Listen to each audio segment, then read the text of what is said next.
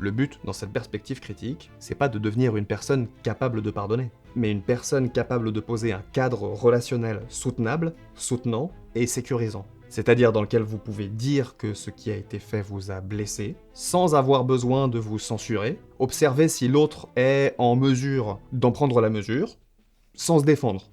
Décidez ensuite rationnellement, et à partir de vos repères de sécurité, si vous avez envie de continuer, de poser vos limites, ou de partir. Dans cette logique, le pardon n'est plus un devoir, c'est une option, une possibilité parmi d'autres. Il n'est pas exclu, mais il n'est pas non plus exigible, il n'est pas tabou, mais il n'est pas non plus sacré. Il est remis à sa juste place, celle d'un choix, situé, informé, assumé, qui peut être sain, ou pas.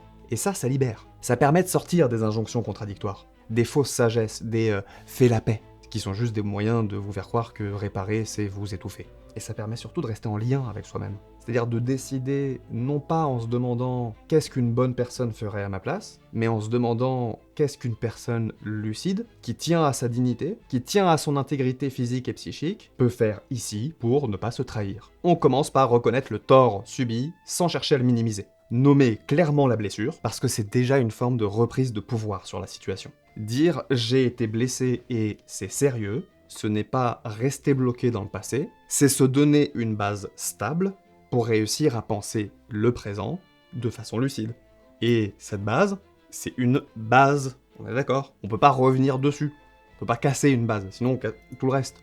Ça veut dire que si vous dites à une personne qu'elle vous a blessé, et qu'elle vous répond que c'est parce que vous avez mal compris, que vous avez mal interprété, ou que c'était pas son intention de le faire, c'est une réponse qui doit vous alarmer. Parce qu'à ce moment-là, ce que vous entendez, c'est pas le discours de quelqu'un qui veut que la relation aille dans le bon sens, c'est le discours de quelqu'un qui préfère que la discussion n'ait plutôt jamais lieu. Parce qu'elle a toutes les raisons de sentir qu'elle risque d'y perdre quelque chose.